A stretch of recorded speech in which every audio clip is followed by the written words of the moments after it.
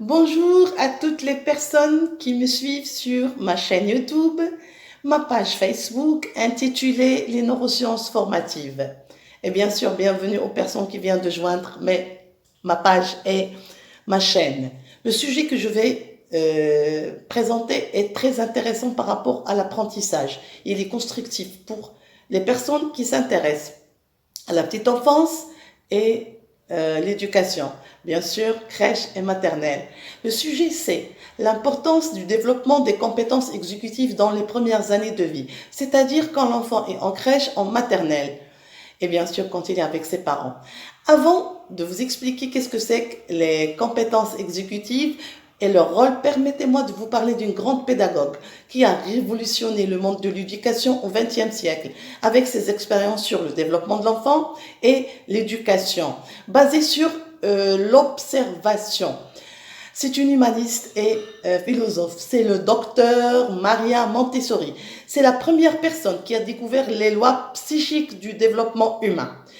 En 1907, elle a milité à ce que toute la société s'intéresse au développement des lois psychiques du développement, que les neurosciences appellent aujourd'hui les compétences exécutives, qui est notre sujet d'aujourd'hui.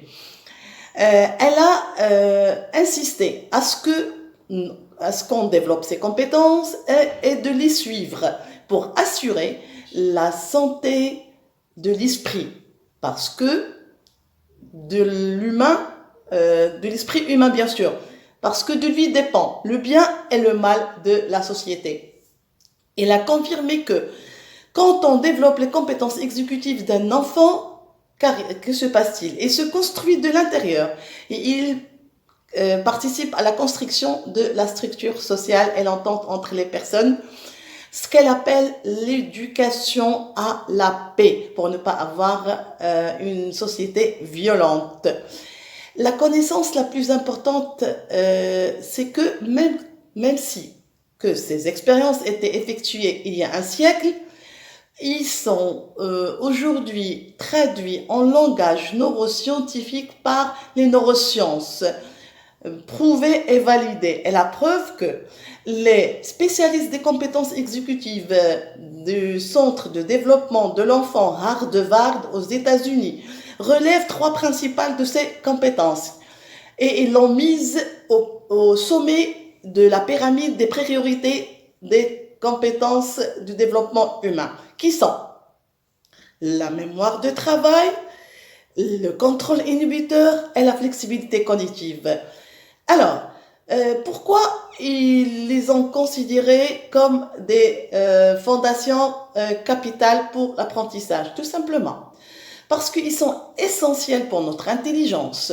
Ce sont des compétences cognitives supérieures qui nous permettent d'atteindre tous les objectifs qu'on peut se fixer d'une façon organisée. Aussi, ils nous aident à apprendre sur soi, à agir, à réfléchir avant d'agir, à analyser, à détecter l'erreur, rebondir en cas d'erreur, à prendre du recul, et aussi ils sont prédictifs. Maintenant, on va passer pour voir quel est le rôle de chaque compétence. Commençons par la mémoire de travail. La mémoire de travail, c'est une compétence qui nous permet de mémoriser une information ou un acte dans un court terme et pouvoir les organiser pour atteindre l'objectif qu'on se fixe. La deuxième compétence, c'est le contrôle inhibiteur. Le contrôle inhibiteur, c'est une compétence qui nous permet de se contrôler et de contrôler nos émotions et nos gestes. Elle nous aide aussi à différer entre les envies superficielles et les envies attirantes. Il va avoir lieu par inhibition, c'est-à-dire on doit garder l'attention focalisée parce qu'on inhibe une émotion ou bien un geste. Aussi, c'est une compétence qui nous aide à bien réfléchir avant d'agir pour ne pas avoir un comportement impulsif. La troisième et la dernière compétence, c'est la flexibilité cognitive. Qu'est-ce que la flexibilité cognitive? La flexibilité cognitive, c'est tout ce qui permet à notre cerveau de détecter une erreur et suite à cette détection, on réajuste nos stratégies pour atteindre notre objectif. C'est une compétence qui fait preuve de persévérance et de créativité. Maintenant, où se situent les compétences exécutives dans notre cerveau? Voici une image explicative de où se trouvent les compétences exécutives. Les compétences exécutives se trouvent dans le cortex préfrontal. En face de nous, on a une image qui montre la partie en rouge, c'est le cortex préfrontal. Par rapport aux personnes qui suivent mes vidéos, ils connaissent qu'est-ce que c'est que le cortex préfrontal. C'est une structure cérébrale qui gère toutes les fonctions cognitives supérieures. C'est la partie la plus vulnérable au stress. Et on a dit dans la vidéo dernière de la plasticité cérébrale que le stress ferme les fenêtres de plasticité cérébrale. Et maintenant, on va savoir pourquoi les neuroscientifiques considèrent les compétences exécutives comme des fondations fondamentales de l'apprentissage. Tout simplement parce que ces compétences est un sentier au cours duquel l'enfant apprend à apprendre. Parce qu'on doit faire apprendre à l'enfant comment apprendre ses apprentissages. Je développe plus en faisant cette comparaison. Si on compare la psychologie du développement classique et la psychologie du développement scientifique.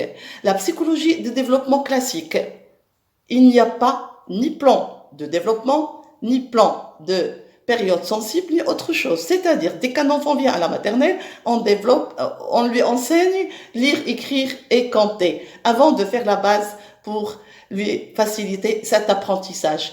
Et la psychologie de développement scientifique est basée sur avant même de penser, d'enseigner à l'enfant quoi que ce soit, il ne faut pas entraver le développement des compétences exécutives de ses enfants. Et autre chose vient après. Ce qui déduit quoi? Que les vrais fondamentaux actuels, ce sont le développement des compétences exécutives qui facilitent l'apprentissage à l'enfant et il l'aide à rentrer au primaire avec des acquis vraiment bien considérables. Toutes les personnes qui ont développé, ou bien tous les enfants qui ont ces compétences développées, ils obtiennent de meilleures performances scolaires, comme le modèle des pays nordiques. Et la science aujourd'hui nous invite à bien comprendre ces compétences et de les respecter. Ce sont des lois naturelles de l'enfant. Personnellement, je crois que la science aujourd'hui, ou bien les personnes doivent aujourd'hui mobiliser la science au commencement de la vie. Mes chers amis, collègues, la première partie de mon sujet, le développement des compétences exécutives aux premières années de vie, touche à sa fin.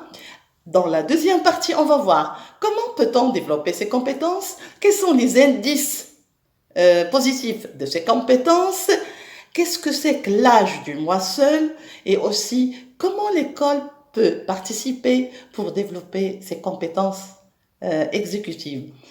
Merci pour votre attention et ma source, c'est le livre de la pédagogue Céline Alvarez, Les lois naturelles de l'enfant. Merci.